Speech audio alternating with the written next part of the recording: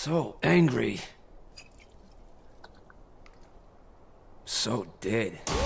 Bigger and more badass is a mantra many games have adopted, but few live up to the claim as much as Borderlands 2.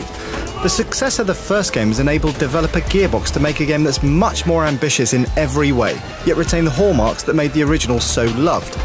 At its heart, it's still a first-person shooter, but one that has role-playing elements weaved to its core. No other shooter takes its protagonist on such an evolutionary journey, one where every bullet fired and every decision taken shapes the experience and indeed the character you play as. Each character's skill tree is more varied than before, giving you a greater choice over the direction in which you develop. You're able to shape your hero further still using badass points, plus you can swap out the way you look by dropping by a quick change kiosk.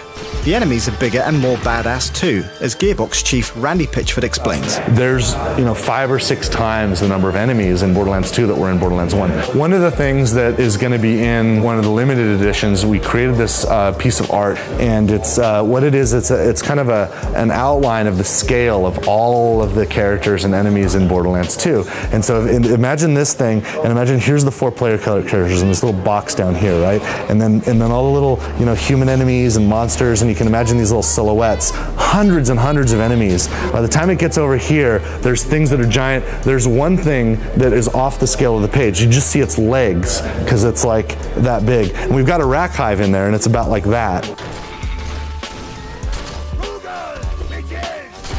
Gearbox has also worked hard on the way the enemies react in battle, and different opponents behave in different ways. Bandits will attempt to use their numbers to outflank and overrun you, while the giant Goliaths use their thick skin to suck up bullets and attack head-on. There are multiple variants of the same enemy too, such as the Raging Goon Goliath, who Pitchford says you better be wary of. So the Goliath normally is kind of just a big kind of badass, he's got the metal helmet on, but if you knock that metal helmet off, he's actually got this like horrific kind of head that's mutated, and the act of knocking the helmet off releases the beast, and he gets all freaking crazy and wild, and he doesn't care what he's attacking.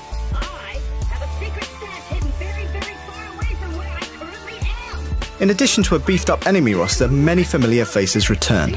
You'll find Claptrap lurking in the rubble, plus Dr. Zed can be found carrying out his own unique brand of healthcare deep within Sanctuary.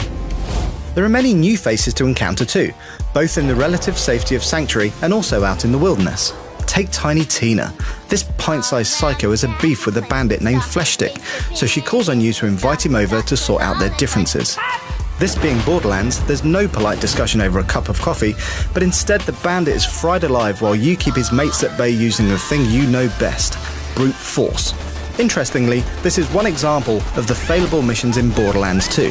These are new to the sequel, and as the name suggests, you only get one shot to lure Fleshstick over to Tiny Tina's.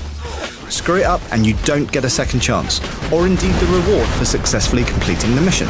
Much like the original game, you can have a number of missions on the go at any one time, but there's much more to do off the beaten path, and side missions are much more prevalent than before. And there's just all kinds of side missions that are just almost non sequiturs. They're just things you can do because you're in the world of Pandora and it's a living, breathing place where there's stuff to do.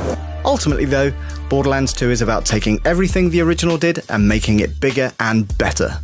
The game world is twice the size, there are more enemies, more guns, more of everything, but that's something Gearbox always wanted to achieve. My greatest dream is that when people buy Borderlands 2 and they play it, they realize, they think to themselves, man, I'm getting more value out of this than the last $500 I spent on video games before getting this game. And that's my wish, that people really feel that. Could I have a refund, please? This gun doesn't seem to work.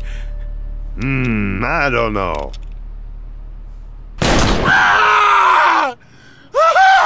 Looks like it works to me. For more on Borderlands 2, stay tuned to IGN.